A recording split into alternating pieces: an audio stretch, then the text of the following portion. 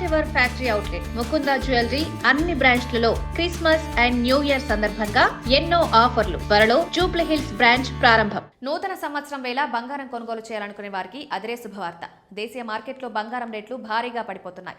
గత 2 రోజులుగా భారీగానే దిగొచ్చిన గోల్డ్ రేట్లు ఈ రోజు సైతం తగ్గాయి. 3 రోజుల్లో బంగారం రేటు భారీగానే పడిపోయిందని చెప్పొచ్చు. వెండి రేట్ అయితే ఏకంగా 28,000 మేరకు దిగొచ్చింది.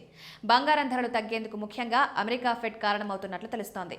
యుఎస్ ఫెడ్ మినిస్ట్రీ రిపోర్ట్ బయటకు రావడం ఈ రోజు ధరలు తగ్గేందుకు కారణమని బులియన్ మార్కెట్ వర్గాలు చెబుతున్నాయి. ఇటీవల జరిగిన ఫెడ్ సమావేశానికి సంబంధించిన ఈ నివేదికలో వడ్డీ రేట్ల కోతకు సంబంధించిన కీలక సమాచారం ఉన్నట్లు తెలుస్తోంది.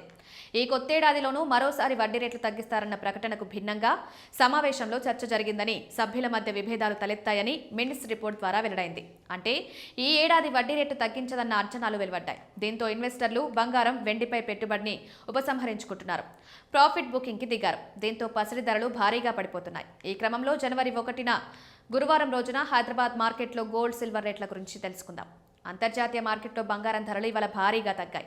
స్పాట్ గోల్డ్ రేటు ఔన్సుకు $45 మేర దిగొచ్చింది. దీంతో ప్రస్తుతం ఔన్స్ పసిడి రేటు $4,325 స్థాయికి తగ్గింది. ఇక స్పాట్ సిల్వర్ రేటు ఈరోజు 8.27% మేర పడిపోయింది. దీంతో ఔన్స్ వెండి రేటు $71.47 వద్దకు దిగొచ్చింది.